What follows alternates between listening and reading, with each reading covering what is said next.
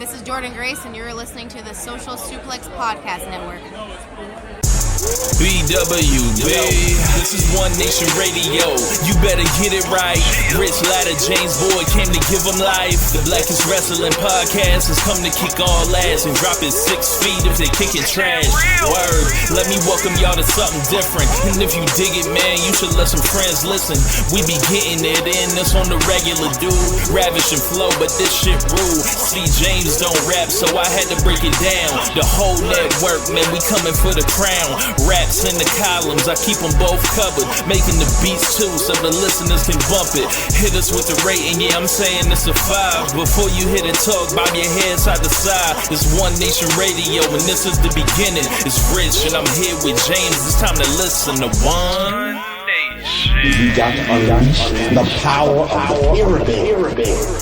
This is Mike Sempervive from WrestlingObserver.com. Check me out on Wrestling Observer Live every day. And also check out your boys, Rich and James, on One Nation Radio. This is Kenny Omega. We're listening to One Nation Radio. Check it out, guys. These guys know what's up. Big Kenny Omega fans. That's all it counts to me. Goodbye and good night. Bang. Welcome to the August 4th edition of One Nation Radio. I am your host, Rich Latta. Of course, here with my co-host, James Boyd. James, what's going on, man?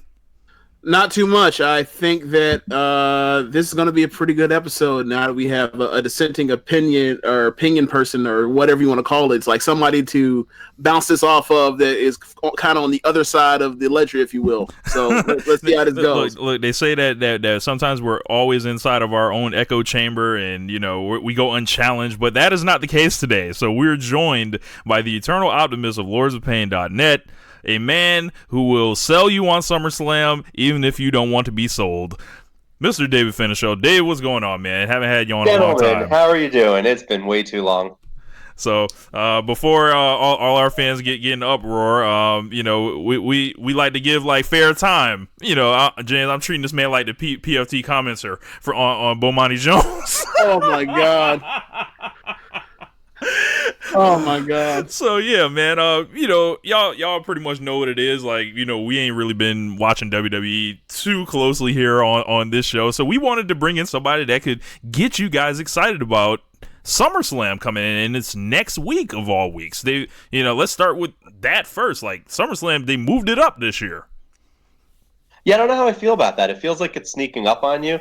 And it certainly feels like they could have used a couple extra weeks, especially considering they had the Raw reunion, I don't know, 2 or 3 weeks ago. I mean, it feels like they're throwing a lot together right at the last minute. And while there's a lot that I like on there, I definitely think they could have used that extra time to build. So it was a curious choice to do it that way. You know, I wonder if it has something to do with the change of venue. You know, it's in Toronto now. Maybe there's some type of conflict in that city later on in the summer where it was necessary to move it up a couple weeks. But I'm not sure that it was to their benefit to do so.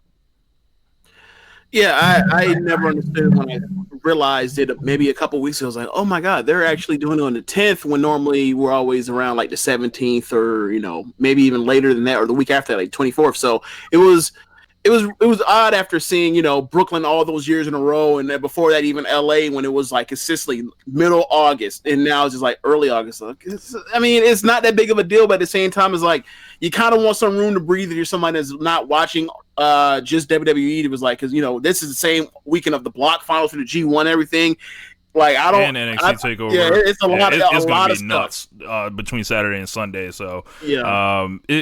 But for WWE, this is their. I mean, it could be like the '90s. Like SummerSlam '97 was August 3rd. So so it's not the worst thing they've ever done. But we got 9 confirmed matches. I'm going just off the Wikipedia page, and of course we've got news of the prospective matches that are supposed to be added to this thing on short notice. Okay, so sorry about doing this production meeting thing before. Do you want to talk about how do you want to handle that? Like, we talked about that a bit, but like, do you want to do the perspective stuff because it's more interesting, or do you want to put that after what's already established on the card? Let's do it all, right, guys? I guess we can start with those two since we were gonna like pretty much just drop the news on everybody. So okay, there is a Dolph Ziggler versus The Miz match announced that is not happening. So The match that is instead, reportedly going to happen is Goldberg versus Dolph Ziggler. Me being a huge Goldberg fan, I am very happy about this. I will wallow in the misery of Dolph Ziggler any chance I get. I hear that Ziggler's been making offhand comments about all these legends. What's really going on with him right now, Dave? I know this guy's one of your favorites. So it's interesting because it feels like it came out of nowhere because it actually really did come out of nowhere. They've done a great angle on TV that saw Ziggler drop HBK with Sweet Chin Music, and that led everybody to thinking that the match was really going to be HBK versus Ziggler, which really doesn't make a ton of sense. HBK did the one match in Saudi Arabia. He said it was more of an exhibition than anything else, and that that was the reason he did it. He doesn't plan on ever really wrestling another real match again. So wrestling at SummerSlam wasn't really going to make a lot of sense for him. And so, kind of out of nowhere on a week's turn, Ziggler basically pivoted and dropped a Goldberg reference on us, and clearly, it felt like it didn't belong because it didn't belong. So there's not really a lot of, a lot of logic behind it. Mm-hmm. But with that being said, I'm totally cool with it. I'm like you. I like Goldberg. He can't wrestle. His talking is questionable, but he's always had this it factor that made me very interested in everything that he does. I will watch Goldberg kill dudes all day. I just don't need him to be the champion. Like that's right? Pretty much where I'm at with it. So, James and I have talked about this off air a little bit, and I'm pretty good with him nuking, Ziggler in 30 seconds or whatever it is. Bring it on. This card is going to be a marathon, and, we could use like a squash match to kind of, give us some breathing room, and I think that this is going to be it. So I'm good with that. I mean, Dolph Ziggler at this point, he's enhancement talent. I mean, that's what he is. You put him in a feud when you want somebody to look good. He can wrestle a great match. His talking is very underrated. Like, they're never going to push him to the world title, right? But he's a perfect guy to help Kofi Kingston get his championship reign solidified. He's a perfect guy where if you do want to just feed Goldberg somebody to smash, like somebody who's not going to get hurt by it too badly, like, it's a good spot. I really don't have any issue with what they're doing. James? It's funny that you mentioned the Ziggler's enhancement talent thing, because when me and Rich first got back into watching wrestling full time in 2011, we figured that the sliding and the long form storytelling and building of stars was comparable to back then, and it obviously isn't. But we thought that you looked at the undercard, we thought that Cody Rhodes and Dolph Ziggler were both going to become were eventually going to become title top guys eventually in years to come in the future. And it turns out that we were halfway right. Cody just had to leave and go to start another promotion to do so. But as far as the Goldberg thing is look, there are very few things that are more entertaining than Goldberg squashing people. And we, you just talked about our off-air conversation. The thing I was saying was, you remember last year when Finn Balor dressed up in the paint and he squashed Corbin. And that was just like a breath of fresh air for the card. And one of the ways when you have a glut of stuff on the roster is you can do a squash for a match that's not something that people were actually absolutely dying to see. They did the thing with Ray and Joe at WrestleMania to protect Ray because Ray was injured, but that's another thing that it fell into their hands and they went with it, and that actually helped it actually helped the card, even though the card was already way too overstocked, and that didn't even save the card. But still, imagine if they actually went 7 minutes. So, it definitely will help if they just get a squash match. It'd be one of these palate cleanser. It can work as a palate cleanser as opposed to, we throw out some match that no one gives a flying shit about, and we don't even get a pop out of it. Just, they just put this on the card so that it can, be some filler between the actual thing we want you to actually love that is overproduced and overbooked. So, yeah. I think I would love it even more if Goldberg didn't do a clean job in Saudi Arabia, but the WCW will always lose to Vince McMahon's World Wrestling Federation. So, was there anything about The Undertaker versus Goldberg that we can even call clean? No, aside from the finish. If you want to talk about that brain buster, if you want to talk about that, sure. That was pretty clean. Dropped him clean on his head, Yeah. All right, and of course the other match that's the making King the Road rounds. Style. Yeah, the King's Road style, bitch, you do. So the other match kicked off by an angle straight out of the White Hummer family. And honestly, for me, this is the biggest match WWE has available, and to do it on this short of a build, nowhere near the main event or whatever. It's Daniel Bryan versus Roman Reigns. I'm in disbelief. This is how it's gonna go down. I think that the story was always there for me to be like, hey, you've always been the guy that's made it difficult for people to accept me because for whatever reason, and then Daniel Bryan be like, yo, that's not my fault. It's on, and then off to the races from there. You can take it wherever you want to go. I thought this should be the main event of WrestleMania 35. Unfortunately, there were different circumstances that went on. If you asked me the day after WrestleMania 34, I was looking at Daniel Bryan versus Roman Reigns. But here we are heading into SummerSlam. Dave, I know you're a big Roman Reigns guy. What do you think of the dynamic with him and Daniel Bryan? Of course, Bryan's now a heel. They're in Toronto. Are they setting themselves up for everything to are they walking into a trap here? No, I don't think they're walking into a trap. But with that being said, I definitely wouldn't be doing Roman Reigns versus Daniel Bryan at SummerSlam. You're throwing it together on a week. I agree with you. I think it's, if not the biggest match that they can do, it's right there. And, I like the idea of doing heel Daniel Bryan versus face Roman Reigns because I think that Bryan as a heel has a knack of getting everybody else that he works with over. And Roman could use that right now because, like it or hate it, the fact that he's had cancer has actually hurt his character a little bit. Because what would happen before is you'd have people who really just wanted to boo the crap out of Roman Reigns, and so you had some people who were cheering him, largely some of the casuals, but you had most people who were just booing him, but people were having a reaction. Now I almost feel like people watch their matches and they're like, well, we don't want to cheer for him, but we can't boo him because that makes us the worst human on earth. And so there's just not a whole lot going on there, and it pains me because I've always really liked Roman Reigns and I've always really felt that he was treated poorly in situations that were not his fault, and that he did everything that he really needed to do to be treated better and never really got there. But so I think that working with Bryan could help rehabilitate his character as a face because Bryan's done such a good job as a heel, with everybody else that he's worked with. That being said, it doesn't make any sense. I'll believe that they're going to run with this match when I see it, because it just feels very thrown together, and that feels like a feud and a storyline that needs to be much more thought out and much more prolonged and be given a much more prominent spot. Like the promos for this could be amazing. If they just lean into the real life dynamics around those two people, their fan bases, and everybody really knowing what the feud has been in WWE. It hasn't been Roman Reigns versus Triple H. It hasn't been Roman Reigns versus Brock Lesnar. It's been Roman Reigns in the shadow of Daniel Bryan, who the people chose, who never got to get his run. That's been the thing that's hovered over Roman Reigns' entire career, I feel like.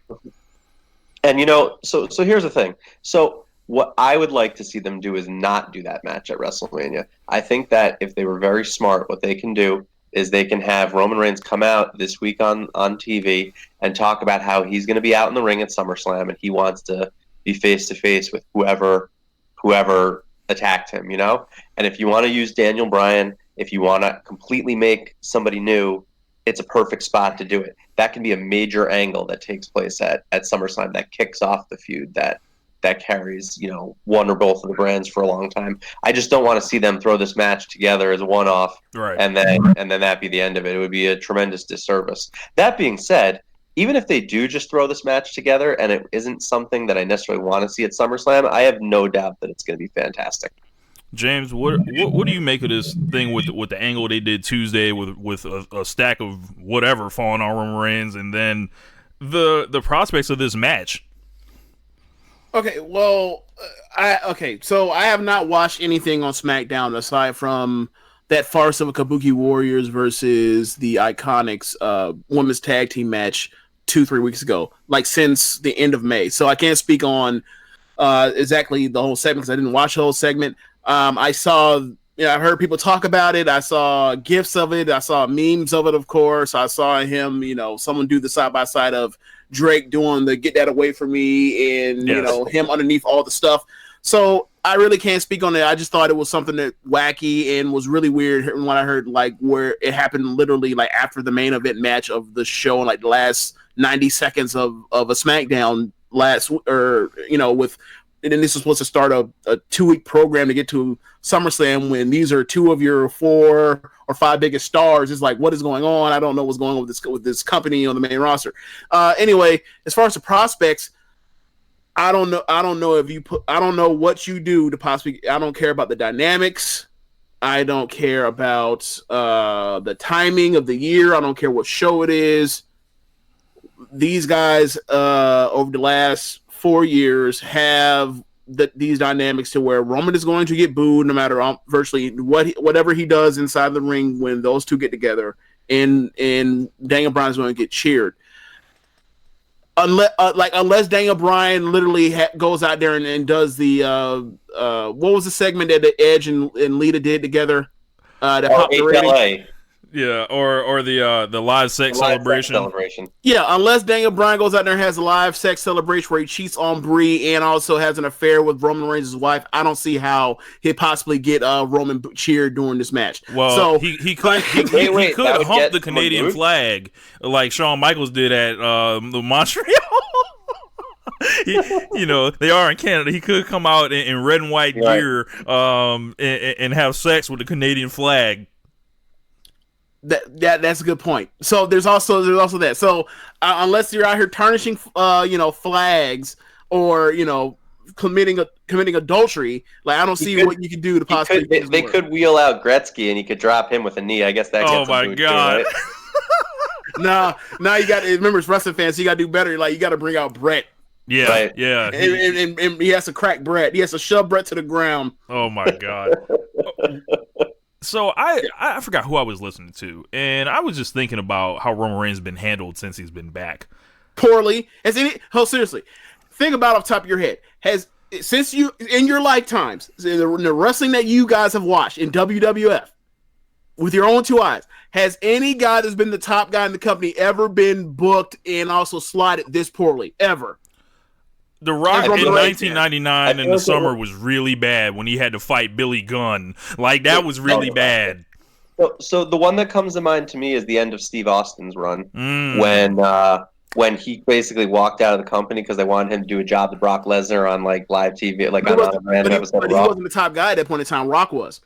Well, I mean that's an opinion, right? I mean Austin was still the guy who got cheered the most. He was still like the guy who was the most popular. I mean, The Rock was fantastic, but Austin was clearly still the most popular guy. They just weren't booking him as such, okay. Fair enough.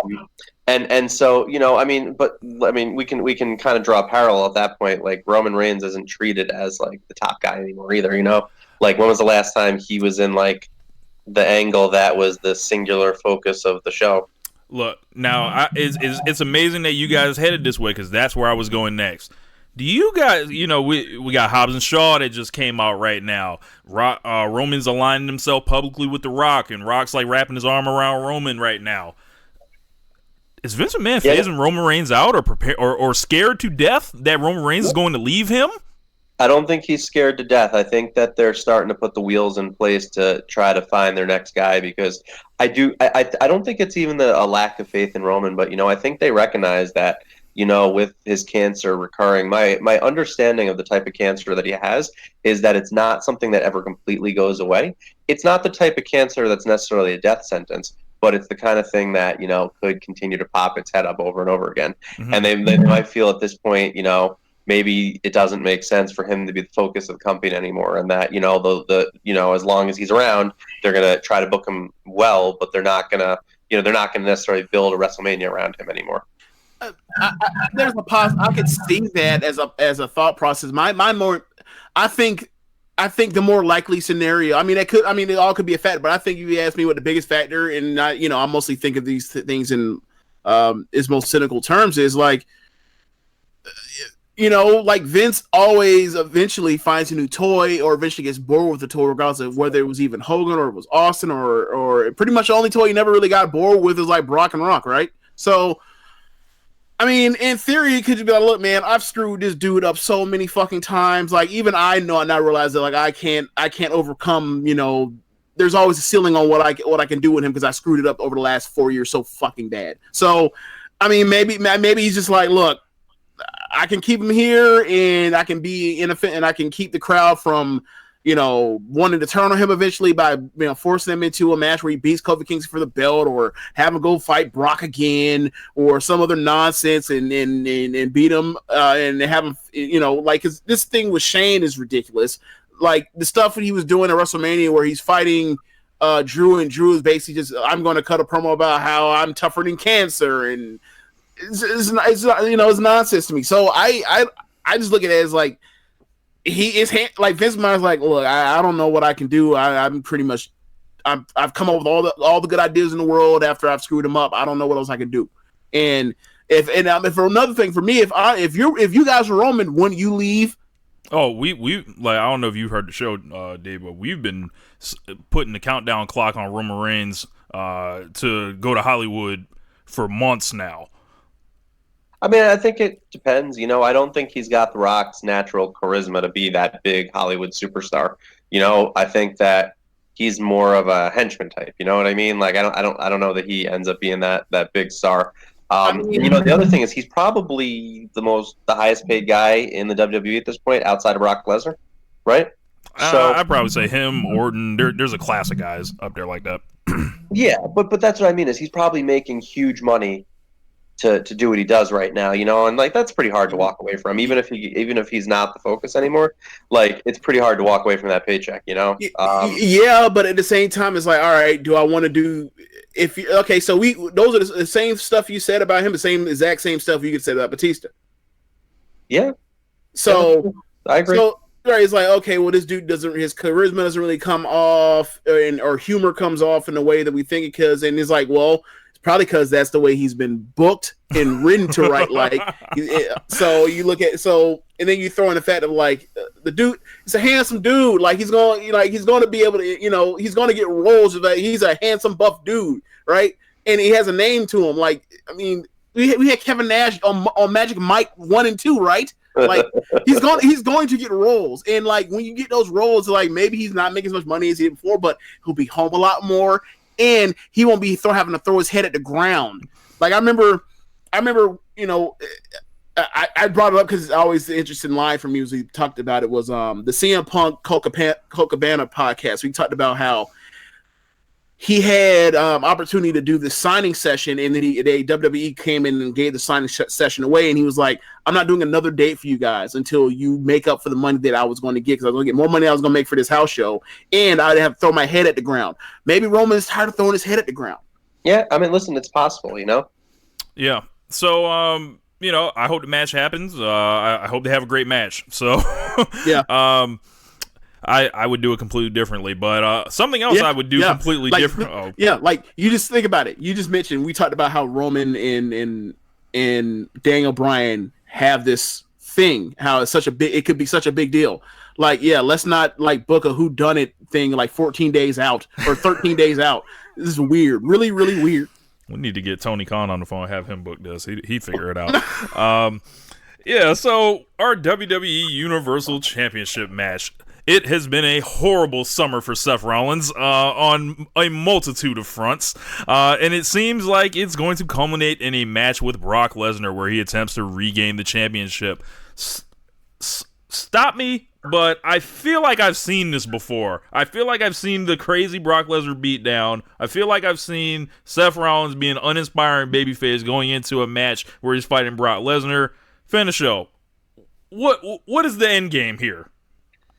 So a couple different things here, right? I'm actually very intrigued by this match for reasons that have nothing to do with the two people who are involved.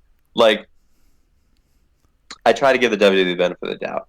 I don't understand why they're booking this match. It didn't make any sense to do things in the manner that they're doing it. That said, I feel like something is up. And I'm going to kind of loop in another match that I'm sure we're going to get to in a little while. I think it's very curious that they booked Becky Lynch versus Natalya in Natalya's hometown of in her home country. That almost leads me down the path of thinking, hey, maybe they really want Becky to potentially get booed here. Not that I think it's 100% that they want to get booed, but I think in the WWE's mind, they think maybe there's a way that they can get her booed here, have her do something dastardly that kind of, it ends up questionable. I think her character's taken a little bit of a hit by being with Seth Rollins. I mean, he's kind of it's been bad, bro. That man is like he's radioactive right now. Like, but I think something is up here, and I wouldn't be shocked if the show ends with Becky turning on Rollins and that being a supposed heel turn. Because she would get cheered so much. She dropped Seth Rollins in the middle of the ring. Is that a bad thing? Is that a bad thing? Because here's the thing. I agree with you. Seth, they're going to have to rebuild that. And listen, I'm never going to say never because I thought he was dead in the water after Triple H turned on him. And he was a heel who got turned on, and then we were suddenly supposed to cheer him. Yes. And it took a really long time to get back. So, the thing is, I thought he was totally dead in the water forever after that. And the fact that he came back to be a viable entity, I'm not going to completely write him off, but he is absolutely, Rich hit the nail on the head, radioactive right now. So, but here's my thought. He's kind of bringing Becky down with him a little bit. And so I think the WWE might be onto something. Have her turn on him. Her character works better when she's kind of acting like the heel that everybody wants to cheer, as opposed to like being a baby face that everybody wants to cheer. I actually think that works really well. So I think that's what's at play here. I think the end game is going to be a Becky quote unquote heel turn, and then they'll, that'll lead to, who knows what. But as far as the match goes, I'm kind of interested. They have good chemistry together. It all depends on whether Brock wants to work, right? Because like if Brock doesn't want to work, the match looks the exact same over and over again. But when he does want to work, he's had some pretty good matches with a lot of guys that look like Seth Rollins. And, I've been kind of waiting for those two to have like that really good one-on-one match. I don't know if you guys remember back when The Undertaker basically hijacked Seth's spot. Yes. And being Undertaker. Yeah, Battlegrounds 2015. He beat the piss out of him until Undertaker came out there and dick kicked Brock. Right. Yeah. And the thing is, they showed amazing chemistry in the little bit that they worked together back then. Like, that chemistry is there, but they're going to have the opportunity to have that match. And I don't know. I feel like now that everybody's kind of down on it, this might be that time where we look at that match and be like, yeah, they actually did something really good here, So I'm cautiously optimistic. I think that, something else is at play here, and I think that, that they're going to hit us with a really major angle to end the show. But, we'll see what happens. That's kind of where I'm at. Yeah, so one thing, and I'll get to my main point, but the one thing that I thought was really funny was you said that, like, they're going to set up the Becky thing. And, like, could be, but, like, they did, after all, like, last SummerSlam, tried to set this major angle to get her booed last time, and you saw what happened with that one. So, like, maybe it worked out pretty well, right? maybe the Becky Lynch heel, because constantly trying to work to get her booed is, like, the polar opposite of trying to get Roman cheered all these years. Like, we going to keep doing all these elaborate things to make it work, and it keeps backfiring on both ends. So yeah, as far as the Brock thing, like I was telling Rich on the show a couple weeks ago that, like that is absolutely a program or a match that like no one's gonna look forward to until the bell rings, and then you look up and we get past like the first 4 minutes where Brock is just overwhelming him, and then like all of a sudden like he starts selling for Seth, and then you're in the match, and then the people are like, once the bell rings, people will be into the match. But nobody's gonna dig this build because like you've done this to death already. 100% agree. Yeah, so as far as SummerSlam and Brock is always weird. So like between the Randy Orton deal, when he made what happened? What was the finish of the Triple H match at SummerSlam 12? It was like he submitted Triple H, and Triple H like tried to milk like a fake retirement, right, and everyone was like I voted laughing that at him. The worst SummerSlam main event of all time on my countdown. Oh wow. Yeah, like the 2014 where he just squashes he just squashes Cena. Like there's always goofy stuff with him, like that freaking the 4-way a couple years back with Joe and Roman and Braun, where it's just a car collision. That like there's always awesome.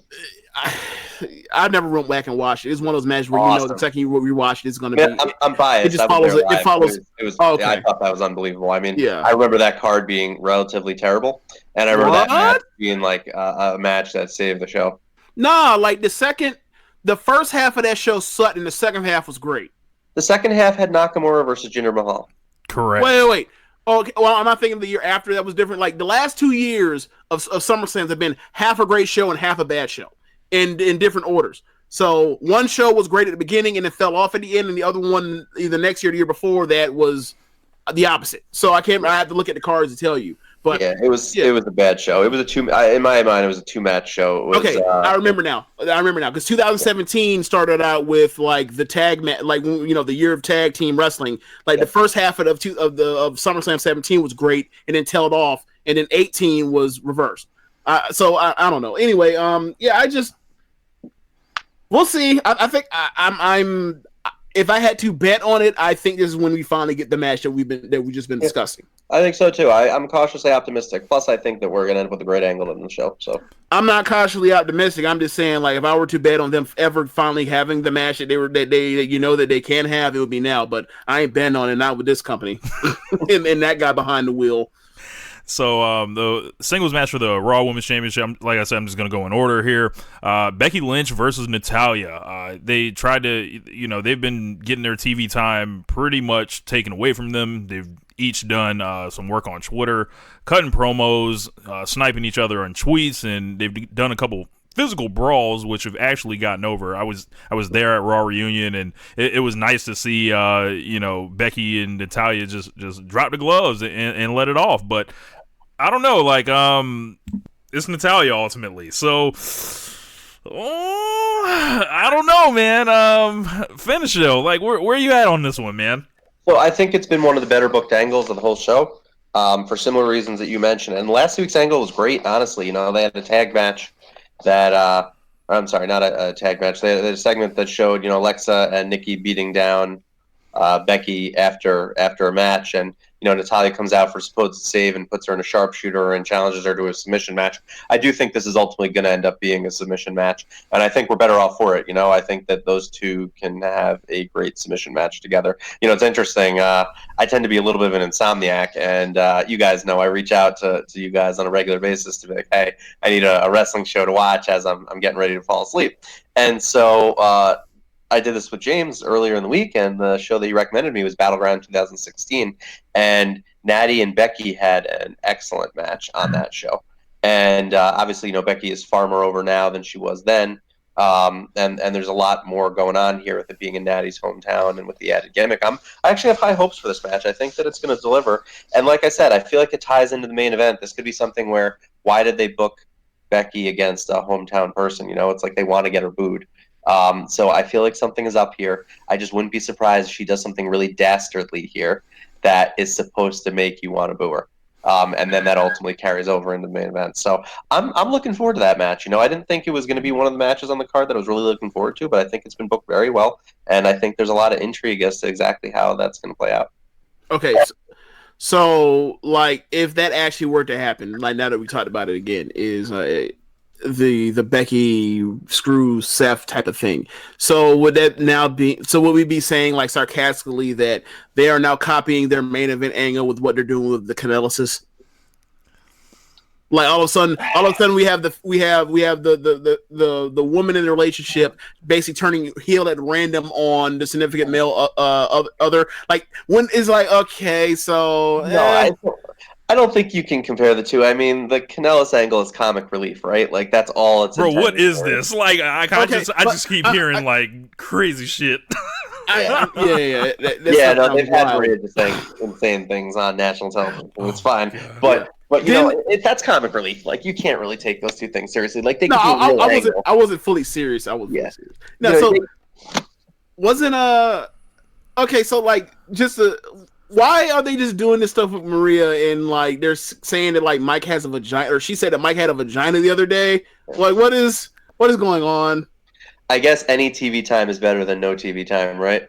So if they're like, you're getting nothing, here's something we have, but we're going to embarrass the heck out of you every single time your face is on our TV, I think they're going to turn around and be like, you know what, I'll get embarrassed. It's good. At least my face is on TV. They got to make use of them new 5-year contracts that they signed. So, WWE got to get their money back, for this investment they put in the Canellis eye. So recoup the Canella eye. Recoup. Yes. Oh, man.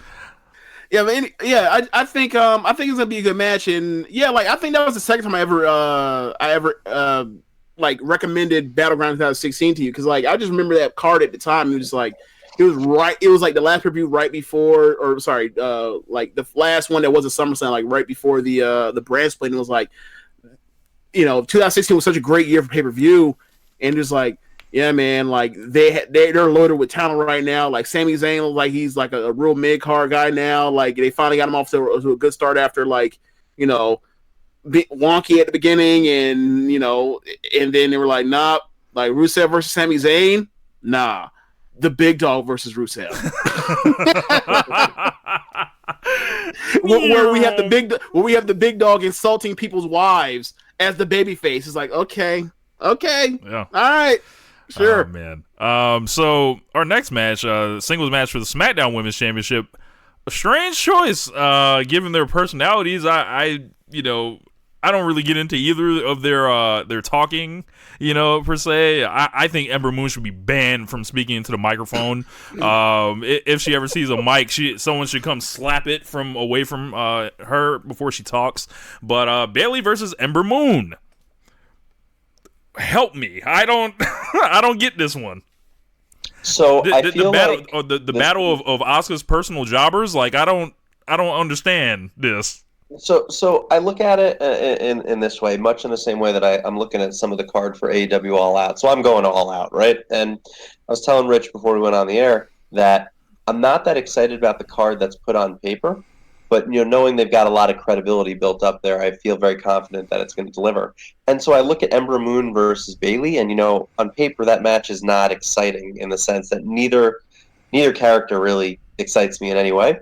But I feel like on game day, it's going to be pretty much next to impossible for a Bayley versus Ember Moon match not to deliver. Mm-hmm. And I'm really interested in that match for that reason. Ember Moon is very underrated in the ring. I agree with you. I'm not interested in hearing her talk. But, I'm not convinced that she's not, like, one of the 2 or 3 best women's wrestlers on the entire roster. And, Bayley has shown, especially as of late, that she can have a great match with just about anybody. Bayley's been, I will say this about Bayley, though. She's been, I want to say, since the Ronda match she had on Raw, which was admittedly a disaster. But the thing was, Bayley during it she looked like such a pro during it. Like, she was just, like, taking control. Like, it would have been way worse without Bayley in the ring. And I feel like she's been, like, quietly putting together an underrated year. Yeah. I feel like, she's definitely gotten better as far as, the quality of her matches. I feel like when she first got on the main roster, she wasn't really clicking the way that she clicked in NXT, and I feel like she's finally finding her groove a little bit in the ring. So I'm really looking forward to that match just because I feel like those two can't have a bad match together. We'll see what happens. James? Yeah, this for NXT, it'd be no doubt that they have a 4.25-star match. We'll see what happens on the main roster. I mean, I don't really have anything to say about it because I can't. Because I mean, yeah, you're right. Like they're here to wrestle. They're not here to talk. Yeah. Yeah. So pretty much, we'll see it. So yeah. Singles match for the WWE Championship: Kofi Kingston versus Randy Orton. A match 10 years in the making. Pay no attention that they did it on SmackDown randomly before WrestleMania. But yeah. So now this one, they've been cutting some promos here, hitting personal stuff, playing with real life events, and it sounds all real good what's happening with this one. Like, I'm into the match. I'm into Kofi versus Randy Orton, especially if, he can go ahead and whoop Randy Orton's ass here. What do you think of this Kofi run so far, Dave? So 2 different pieces, right? So first off, I'm not sure there's been a better booked champion in the last 10 years than Kofi Kingston. Like, they've just done everything they needed to do to take somebody who, maybe it would have been really easy for this title run to fall off the rails and just make him look super credible. I mean, honestly, they basically booked him like Hogan in like the late 80s. They're like, you will beat everybody. Right? Beat everybody in the move in the middle of the ring with your move, right? Right. It's like it doesn't matter at all. Kofi Kingston's going to drop in with Trouble in Paradise, and that's going to be the end of the story. And I'm here for it. It's been great. I've really thoroughly enjoyed it. I'm terrified about this match on many levels. Is this his first dangerous opponent? Because I don't feel like he's had a dangerous opponent yet that you felt like he was going to lose to. Right. Well, so there's a couple different things going on here, right? So first, I think he's had a long enough run where if he loses it now, you're not like, oh, well, that was a waste. Like, I think that you've gotten some mileage out of this. But, like, you and I were talking about this right after WrestleMania when they're like, it's going to be really important that they book, they feed some guys to Kofi to make him look strong. And we're like, Randy Orton's the perfect guy to feed to him as like the first feud. He barely is around anymore. There's no real reason for him to ever win a world title again, but his name still carries some value, Mm-hmm. And so that felt like the main event or like the WWE title match on like, Extreme Rules or something like that. It doesn't feel like the SummerSlam main event. Like, don't get me wrong, Randy Orton still has a name, but like a Randy Orton match isn't like a John Cena match, where it's a destination. And so I'm kind of disappointed that they booked this match, but I'm even more terrified at the idea that like they could really have Orton win because he's looked so strong for such a long time. Like, did they book this match to keep that ball rolling? I hope so, but I fear that this is just going to be LOL Randy wins in the similar way that it's been LOL Lesnar wins so often. And Orton does have a stellar history at SummerSlam. Right, so I'm terrified on that front, but even more so than that, this card is going to have like 15 matches by the time it's done. And, I went to WrestleMania 35, and I mean, there were so many matches on that show that people are like, ooh, I'm really looking forward to that. But the biggest thing about that was that the main events that were on that show were marquee matches. People wanted to see Becky Lynch. They wanted to see Seth Rollins Lesnar. They especially wanted to see Kofi versus Daniel Bryan. But like the thing is, it doesn't matter how much you want to see those matches. By the time the main event came on, everybody's exhausted. And, I really feel like this is one of those matches where if this card is really going to be as long as people think it is, this is a match people could just totally tune out on. That like they're just not into Randy Orton versus Kofi Kingston and not into it in the fourth hour of a marathon event like this. So I've got a lot of real concerns about this match. I'd love for it to happen early, and I'd love for Kofi to just look super strong and super clean and just drop Randy Orton again and then go move on to something else. But I'm just really worried that this is going to go in another direction, and it's not a good direction for SmackDown. James? Yeah. If you were to ask me which of these quote unquote headlining matches is going to be like in the start at 9 o'clock, I would probably pencil this one in. So I agree with you guys as far as he's had a lengthy run and everything. And if you take the belt off of him, you can't really. I mean, aside of it being Randy Orton, if you were to be in a match with Roman Reigns or somebody, like, you can't really say like he got shortchanged because he went from station to station from a big four to a big four. And for me, like, that's good enough.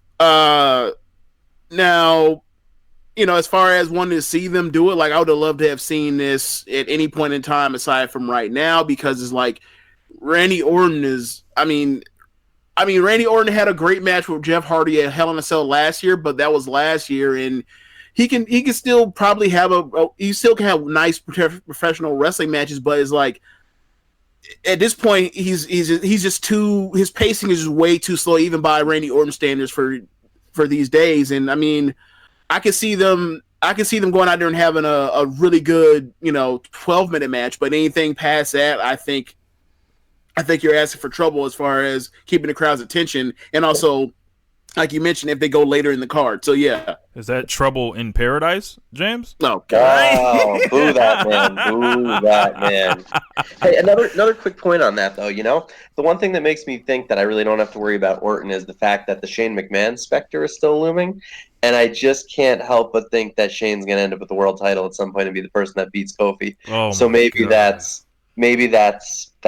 enough for me to be confident in the fact that it's not going to be Orton, but I just don't know. I think,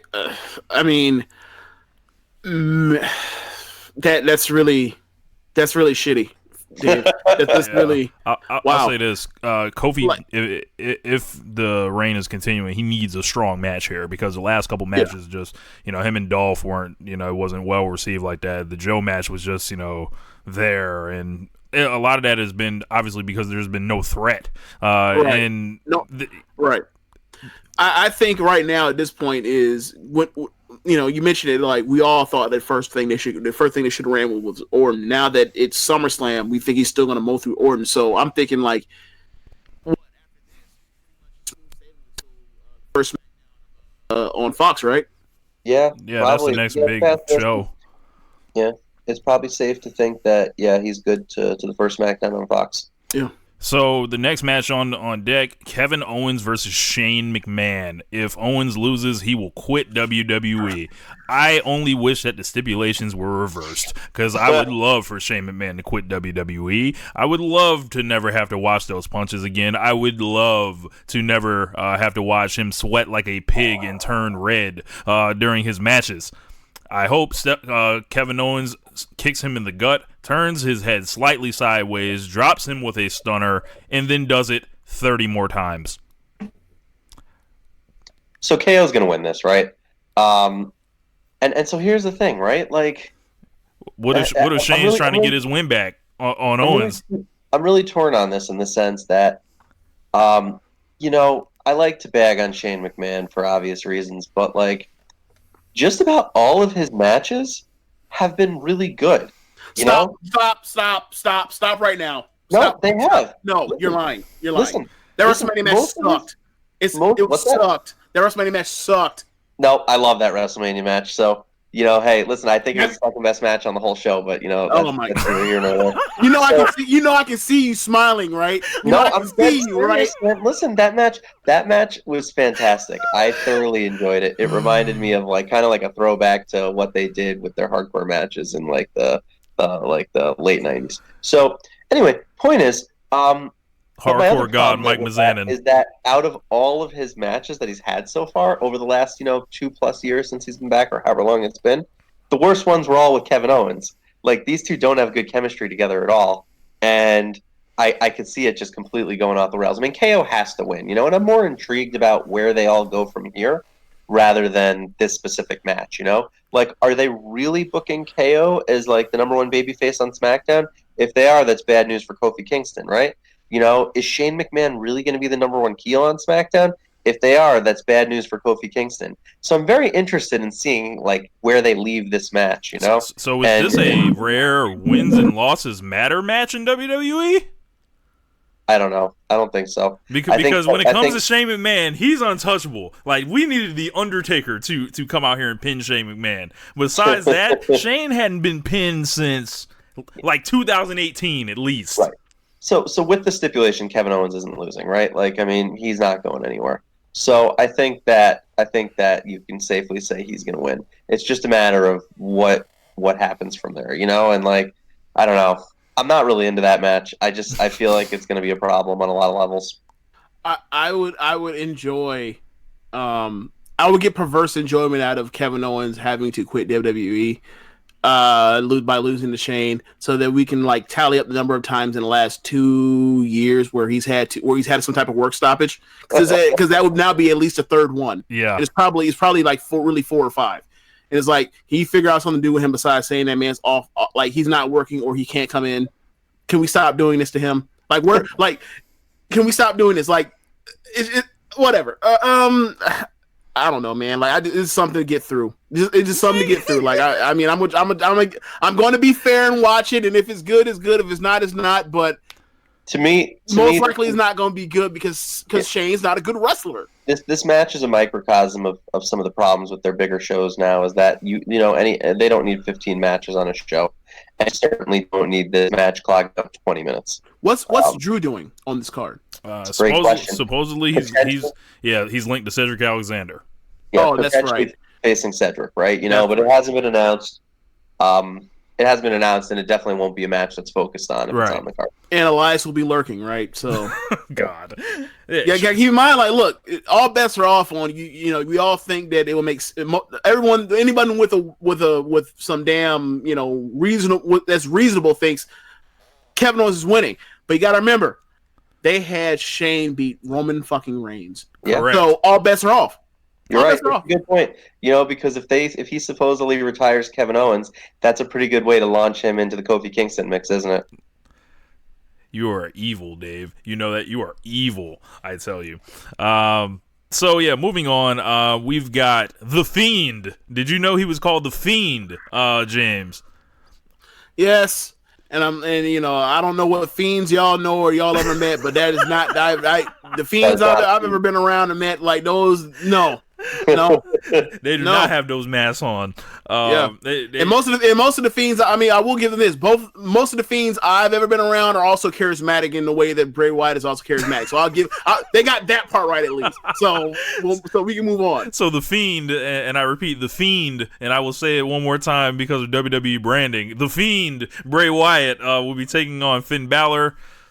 I think there was a situation that, he jumped out on him after he had a match, of course, how all Bray Wyatt feuds begin. So we thought it was a new character. No, it's just dressed in different clothes now. He comes out, attacks this guy. This match is set. Will we see the Demon? Not at SummerSlam. No. I think that Finn Balor's taking some time off. This is going to be a squash match. I think this is glorified squash. I don't see how it goes any other way. That's what I would do.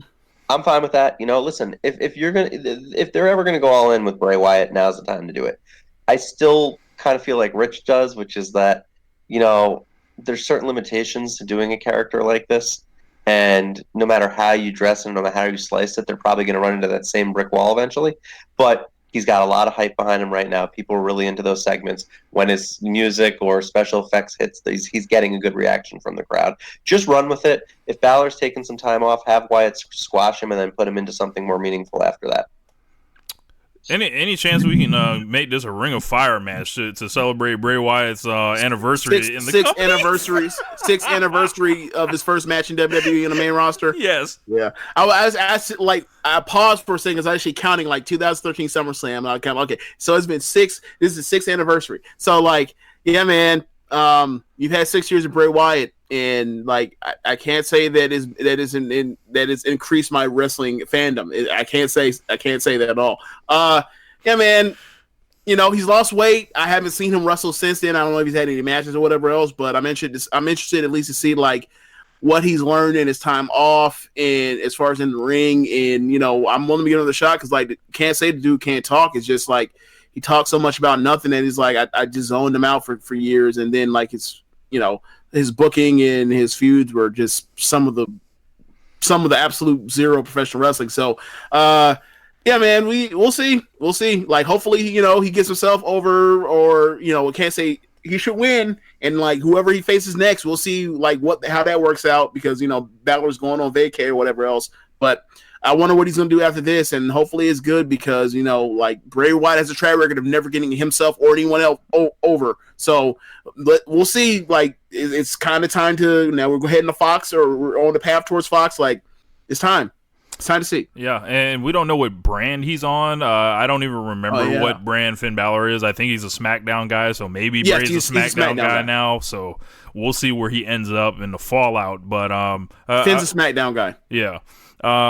U.S. title, AJ Styles, the champion, with the OC against Ricochet in their fourth match now. So they had 2 TV matches. They had a very slow interference laden match.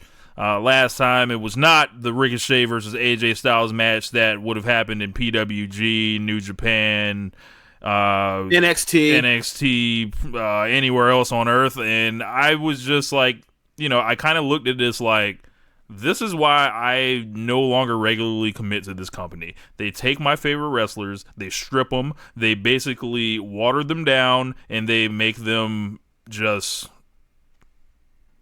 half as spectacular as they were.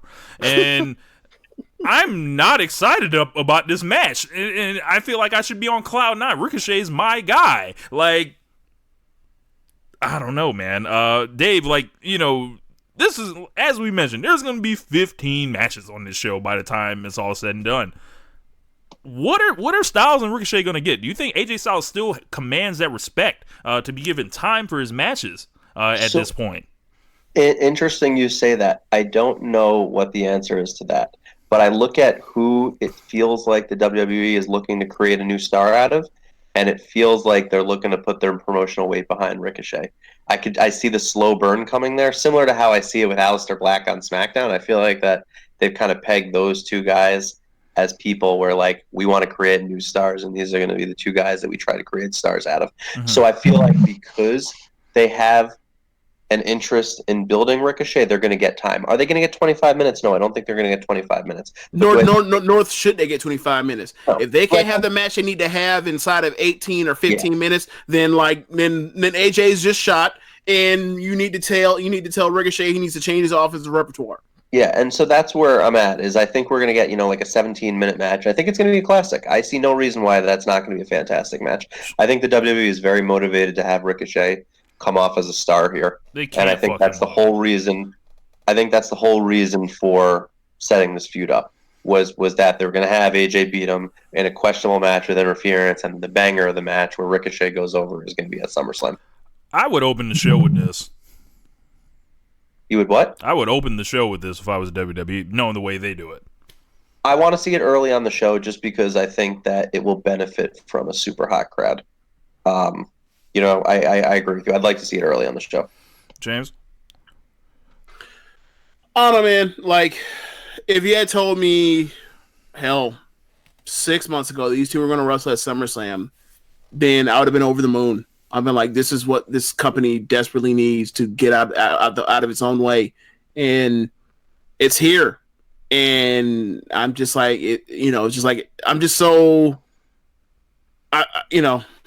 done with this company, with this main roster.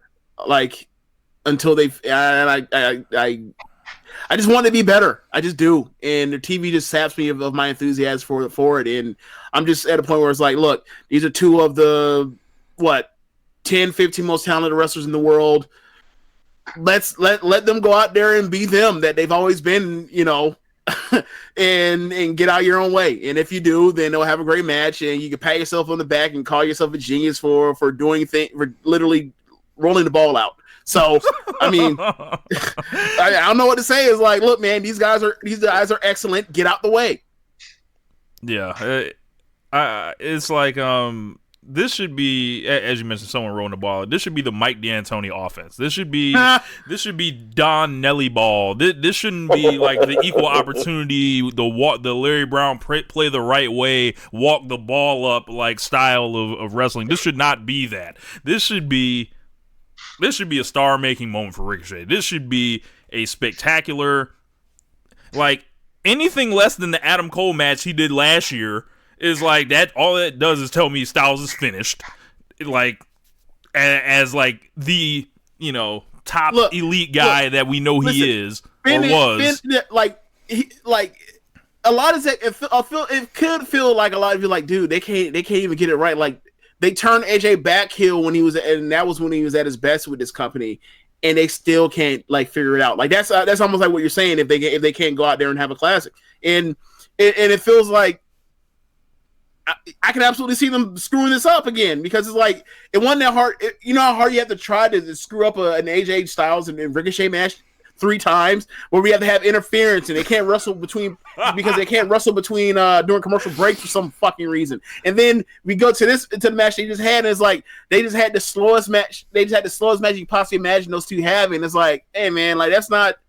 No one pays to see Ricochet and AJ Styles wrestle like they're Randy Orton in Roman Reigns. Like, cut that out. So, and I mean, there's no knock on Roman Reigns or Randy Orton. This is like, that's not what these two. This is not what got these two signed to WWE. Absolutely not. Yeah. So let them do what got them here. Like, and the funny part is, like, they let Daniel Bryan have his matches. They used to let AJ have his matches. What is going on? And I'm getting PTSD of WrestleMania 34 with Styles and Nakamura, because oh my god, yeah, it's just like. Listen, no, let's back up on that real quick. I think that there was plenty of reason to think that Styles and Nakamura was going to go the way that it went. This man is trying to take a victory lap on us, James. Do you hear this? Wait, what's going on? This man is attempting to take a victory lap. Nakamura's style was not conducive to what everybody wanted that match to be. And on the other hand... Well, how so? He's very slow and very methodical and very plotting. Why do you think he's like that? Because that's how he's always been. He needs 30 minutes to get moving. That's how he's always been. Listen, his match with Kota Ibushi was 21 minutes, and at Wrestle Kingdom 9, it was 21 minutes. He needs that extra time, you know. And the thing was, it didn't. His style just doesn't resonate with the WWE audience. It doesn't, and that's fine. We're gonna get super sidetracked on this, but I warned everybody about that. Whereas Ricochet's style. Everybody works slower in WWE compared to the rest of the world, and therefore that happened. Ricochet's style is so much more fitted for having a classic match in this spot. I think that we're going to get a great match. I don't know that it's going to be a classic. I think it's going to be very, very, very good, and I'm here for it. If it's not 4 stars, this company should close itself. The other big match that has been added, and I think there have been some interesting promos going on about women and, you know, what they were compared to, you know, X amount of years ago versus now, and legacies, and there a little bit of fuck you Sasha Banks being from WWE with this. Trish Stratus versus Charlotte Flair. Now, we all love Trish growing up. I think that's fair to assume. You know, we got our enjoyment out of Trish, but the recasting of Trish Stratus as this legend has puzzled me. So, twofold. Are we frozen? No, we good. We good. We're good. Okay. So twofold. So I actually had a conversation with you about this, and I still, up until right now, didn't know where you landed on this. And so she's definitely a legend. She was incredibly popular. I mean, you know, there's it's hard to argue that she hasn't been like the most popular diva they've ever had, right? You know, in that era. But I agree with you that she got a lot of credit for being better than anyone expected an attractive female to be in that era at wrestling. She was never a great wrestler. She was passable. And so people who look back and say she's one of the best in-ring wrestlers of female wrestlers of all time, no way. No. She was passable for what she needed to be at the time. Now she's a lot older. So if people are expecting this great match, like, you know, in the ring, it's not going to happen. Do I think Charlotte can get something relatively respectable out of Trish? Yes, I think she's fantastic. But I'm not here for any of that. I don't care about the quality of the match. I'm here for the spectacle of it. I'm the kind of fan that wants to see these two gigantic names face each other, you know, in a match that we never thought that we would see. And from the sheer spectacle side of it, this has a great place on the card. So I really don't care if they go out and just run your average run-of-the-mill 12-minute match. You know, I'm here to watch it. I think it's going to be exciting just to see these two face each other, because in reality, when you talk about WWE careers, you know, I don't think you get 4 wrestlers down the list before you get to both of them. I think they should bonus Charlotte $1 million on the spot if she can get 3.25 out of Trish right now. James, 3.25? Yes, if she can get 3.25 out of Trish right now. Why do you think she can't get 3.25 out of Trish? Like, Trish has never embarrassed herself. She hasn't had a singles match since 2006, James. Right, but it's like, okay, we know what the deal is. Like, I'm sure they're down there cooking up a storm in the PC for the last month. Right? So it's like, I'm not concerned about Trish has never embarrassed herself, so I have no reason to think that, like, you know, I mean, she was out there with Lita last year at Evolution, and she managed to not embarrass herself. And Lita was out there. We were all scared to death of her doing that moonsault. So like, for me, it's like I'm not concerned about this match at all. Like, I think they're going to go out there and have a above 3-star match, and that's fine, and they'll be fine. Like, I don't think it's going to go long either. I think they're going to get in, get their shit out, and get their shit in and get out of there. Like, I think that is similar to. Do you remember?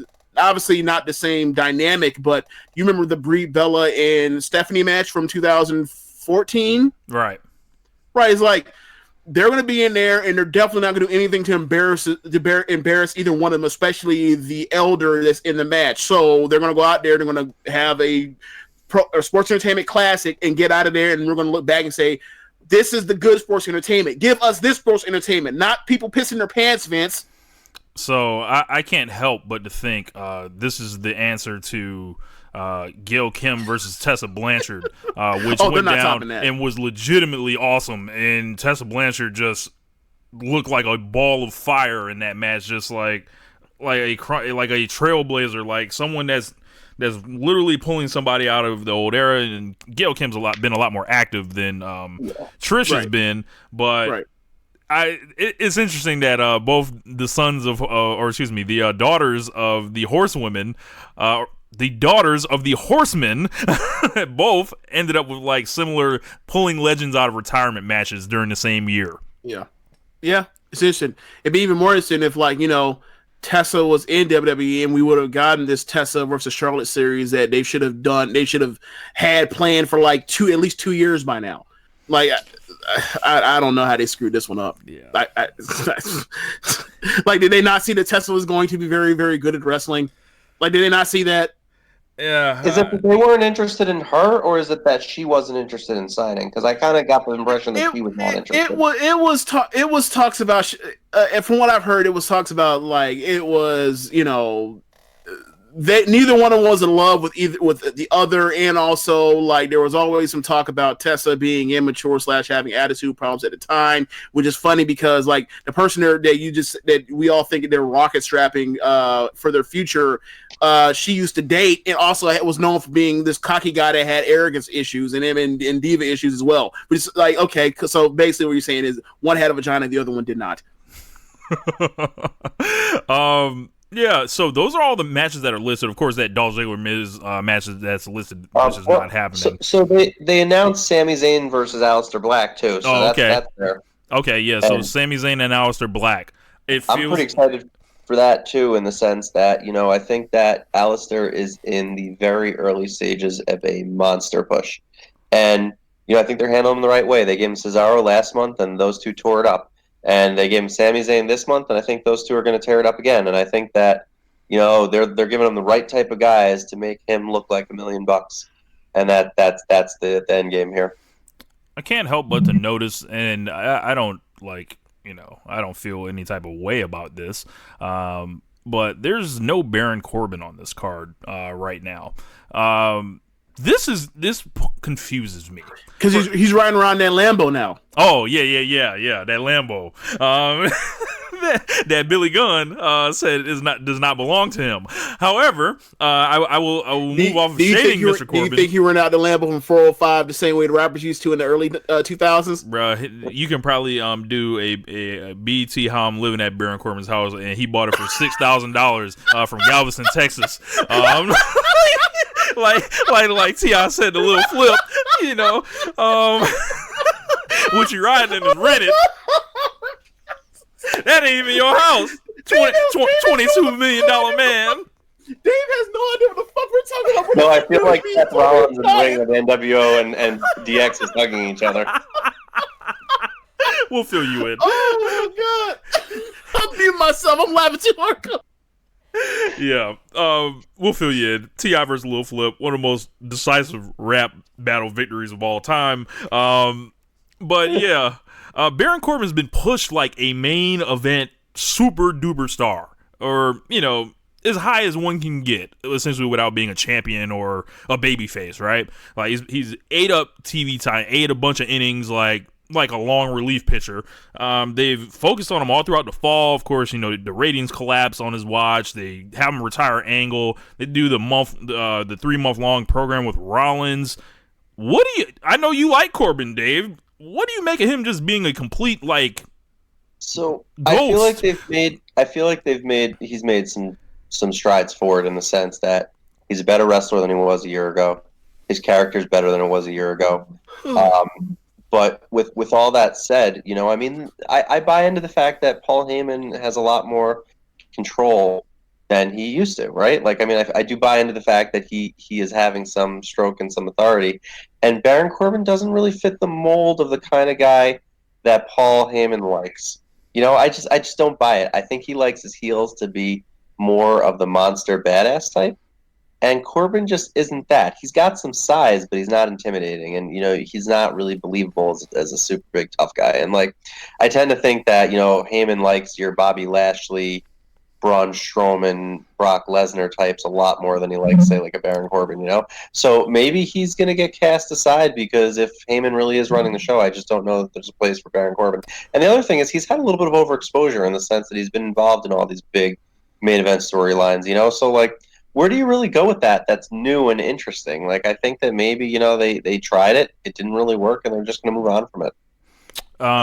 Where is Strowman? I think he's lurking. I think that they're slowly putting him in a position to be a prominent player again, and that rather than just throw him in some nothing angle here, they're waiting until, you know, things clear out a little bit here. I mean, that's never stopped them before, you know. From with Strowman, they've thrown him in 2 Andre the Giant battle royals. Yeah. Colin Jost, they've tagged him up with children to move him out the way. I listen. I just wouldn't put them behind a heel turn with Strowman. He just strikes me as the exact type of guy that Heyman wants to take and just make this absolute monster that wrecks everybody. You know, he just fits the bill. I could see it happening. I don't think it's 100% that it's going to happen, but it's just if Heyman's really running the show, he just strikes me as the kind of guy that he turns into this just monster mega heel. Don't you think we're already past that mark with him being the big heel now that he's been exposed enough to where we know what his match look like, and that dog won't necessarily hunt at the top of a card anymore? I have faith in Paul Heyman making him look good.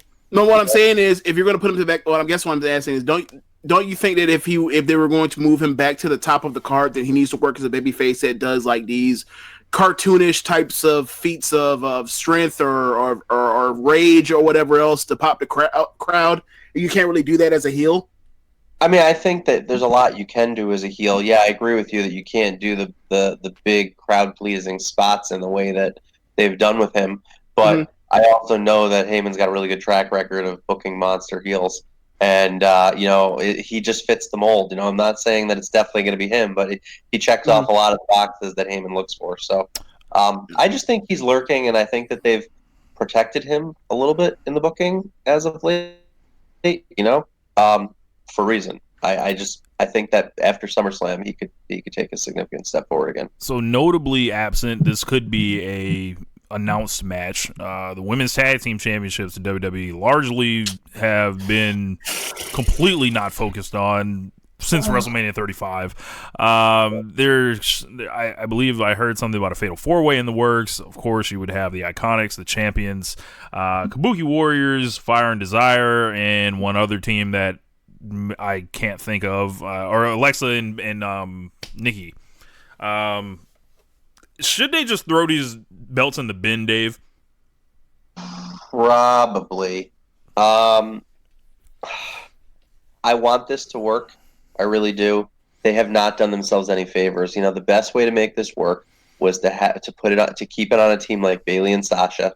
Let them be super credible. Let them have significant time on pay-per-view to have great matches and build the division through them. Instead, what they did was they put them on a team who I think, you know, personality-wise, they're pretty good, but their wrestling's not inspiring anybody. And there's a reason that they haven't really built any pay-per-view matches around them, because you really can't. It doesn't really work. And so, you know, WWE chose to not take this division seriously, so why should we? Do I think it's completely dead in the water? I don't think it's completely dead in the water. I think that if you put it on, you know, Bliss and Nikki Cross, they could have some runway with that. You know, Bliss has some popularity, and Nikki Cross is a great wrestler, and I think that, you know, you could make that work. But, you know, I think the struggle that they're going to have is that, you know, you've got to book 2 women's singles title matches on every pay-per-view now. Then you need 2 additional tag teams to fill in the tag spot. Are there enough women's wrestlers on the main roster and enough ready to keep filling up those ranks to have a viable division? I don't know that the answer is yes. So check this out. They were supposed to have insulated themselves from having to worry about this. They were supposed to be going from brand to brand. People in NXT were supposed to be able to wrestle for this. People in NXT UK were supposed to be able to challenge for this. They've completely not lived up to the parameters that they gave themselves for this title. And there's just no excuse for what they've done with this. No, it's a bigger picture issue with the women's division in general, is that they built everything up to WrestleMania 35. They didn't really handle the main event the way that they needed to, and it's been a steady decline ever since. You know, I mean, they haven't given you a reason to care about the women's division in the way that they did prior to WrestleMania 35. So I think that it's one example of a much bigger picture issue that they're having, in that, we're kind of back to an era where women's wrestling is not being taken as seriously as men's wrestling. James. Becky is very popular, but it's not like they're building tremendous programs across the board. James, you're sitting there looking like you're boiling. Can you speak on the issue of the women's tag team titles and the women's division at large, like in WWE? Because I know we've been, here on this show, you guys have heard, we've been watching Stardom, and they don't seem to have these issues. Where do you want me to start on this again? the Fatal 4-Way women's title match, which may or may not happen. Okay, so if it happens, I imagine that it's going to be Alexa and Nikki Loon that wins, and that would be a market step up, because both of them are way more credible as people inside the ring than Peyton and Billie Kay, and also Alexa has credibility.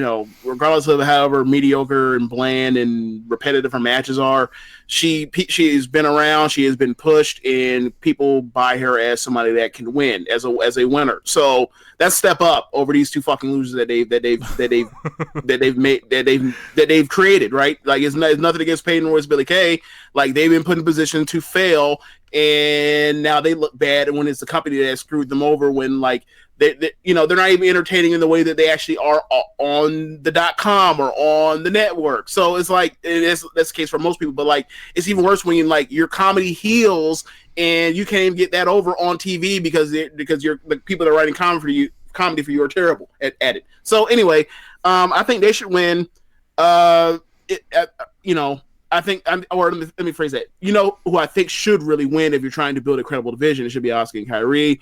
They're two of the best wrestlers in the world, regardless of gender. But I don't get a say. So if you're going to be Vince, I see that's the route you go, because it finally gives you something to do with Alexa, or you can take her where you can have somebody sitting in almost like in that Seth role from 2017, where it's like, all right, we don't really have anything to do for you right now.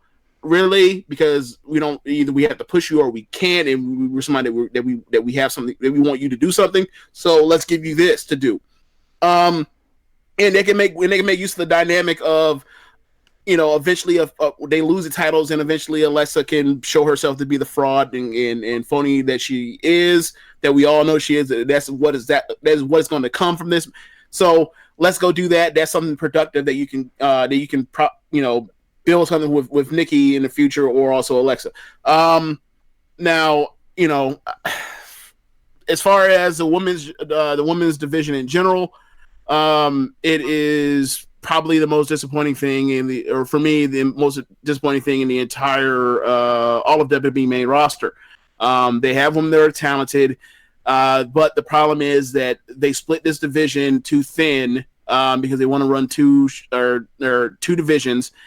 And also have the tag thing, so you're taking people that could possibly be challengers and screw that up. All right, so then you have someone like Sasha Banks to leave, and that's a blow. That's like chopping off an arm at the elbow, right? And then you have Charlotte, because she's missed time out. That definitely hurt. And when you installed Ronda in for the year that she had, where you built all of Raw's women's division around her, that makes sense because she's a top star, but you never got anybody ready to step in a way or step in a way that you would like after she was gone. The biggest problem with the Raw women's division was that when Ronda was that there was nobody. They never ever had a time to build somebody up for a long period of time to be a credible person that could, quote unquote, beat Ronda or get a good match that you want to see out of her, that with somebody that is experienced and skilled at the craft. So that was always a struggle, and because they kept Bayley away, they kept Sasha away for the longest time, and they gave those matches away on a random Royal Rumble out of nowhere, then a random Raw week or the next night, or I believe. So that's where you ended up, and then Ronda leaves and put Becky in her place, replace that, and that's a great idea. But then you immediately have her go teach a rook on the main roster how to learn on the job, and she's gotten less. And in the meantime, you never set anybody up. And then on the SmackDown side, it's I mean, Ember, they tried with Ember. It's not working that well. I honestly think that in the long term, or in the next 6 months, the best play for them they have right now for somebody to be a viable person out of all the women's roster besides Bayley or Charlotte on SmackDown is you got to figure out which one you're gonna actually really invest in between Sonya and Mandy and go from there, because you're not going to push Kyrie or Asuka, because you could have did that with Asuka and you said, nah, just throw her in the shelf.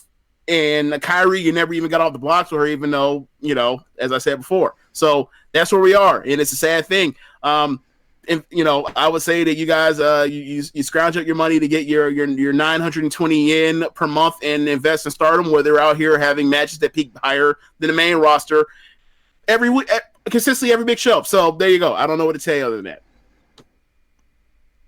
Boy. Dave, WWE has been no secret. They've been in the crosshairs this summer. There's a lot been going on.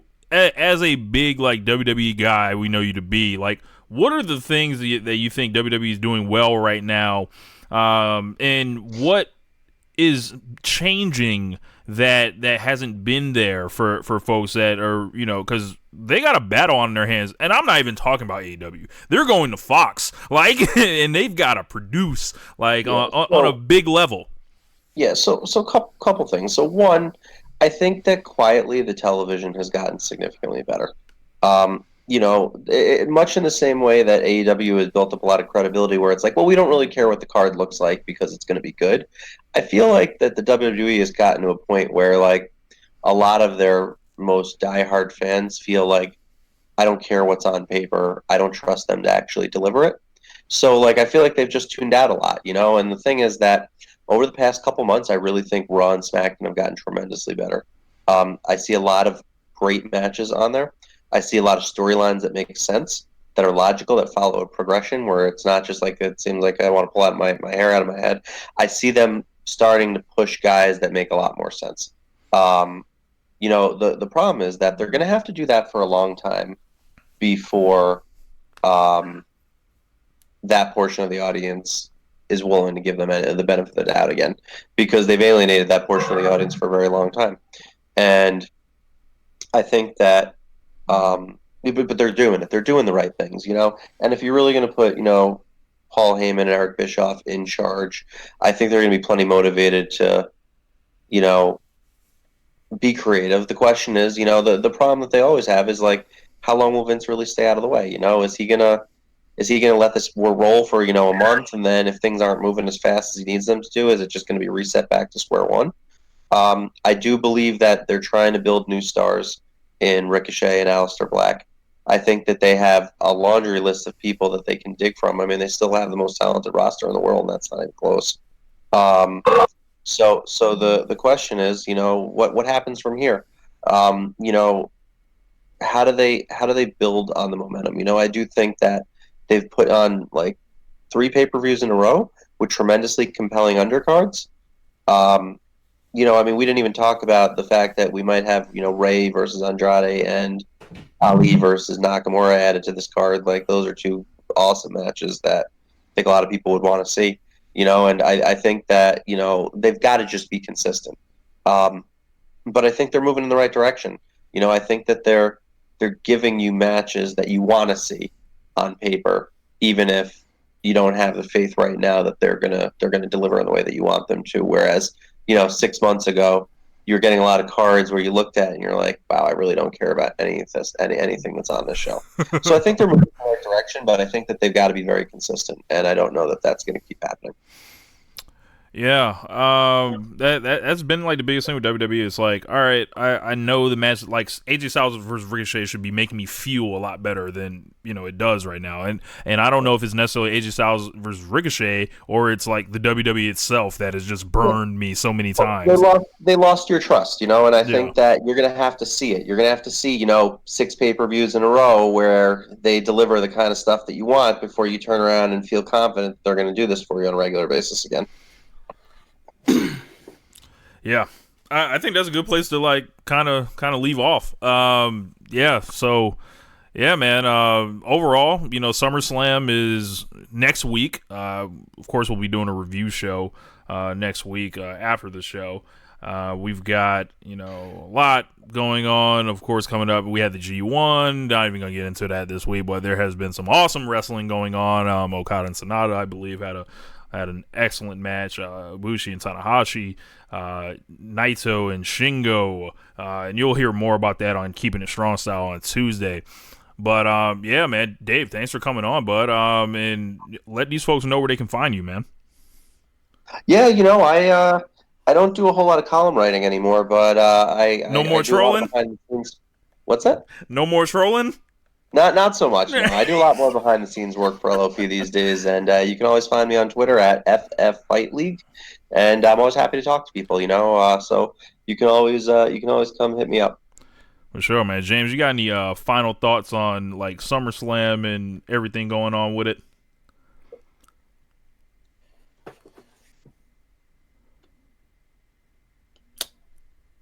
No. Fuck you. No. Like this whole women's division thing, like pissed me off. Like and bummed me out at the same time. It's like, dude, this is so bad. Like so bad. Like I say this. Oh yeah, I never say this on air, but like I meant to mention this to you the other day. It's like. Like they have so many talented athletes and so many adults that can handle their personal lives and all this other shit. And meanwhile, like I watch fucking juniors in high school do this better than they know how to do it. Like it's mind boggling. And I just wish that they actually cared about the women's division as opposed to it's something to just draw the other half of the population. And that's how they're trying to capitalize on it. Like it is not. It wouldn't take that much. It wouldn't take small tweaks. Like all this stuff is so easily fixable. You like all it takes is having the forethought of, okay, Becky Lynch our top star. She just won WrestleMania, so let's build somebody opposite of her on the other end of the women's division. Keep them away until SummerSlam, and then we give them the perfect time for her to wrestle them. Like it's not that hard. Oh, it's definitely not rocket science. I agree. It's not rocket science. Like, and it's just. It hasn't helped that they've got their segments cut. Like they got like the time like cut. Right. So the only thing that they were focusing on was like the Lacey and Becky thing, and then of course there's no room to build anybody outside of that. So right. That's where they run the problem. And the thing is, like we talk about like the women's division, like all this stuff falls under the umbrella of they don't know what the hell they're doing, or one person doesn't know what the hell they're doing in particular. But it's like, okay, so Roman Reigns, Daniel Bryan, the people won't even know that it's a thing until 6 days before the show. You know what I'm saying? Like that's like what is going on here? This is your second or third biggest show of the year. Yeah. Like, can no. It wasn't like Saudi Arabia got in the way of this. Like you knew this was coming for months, and this is what you came up with for your biggest stars in the company.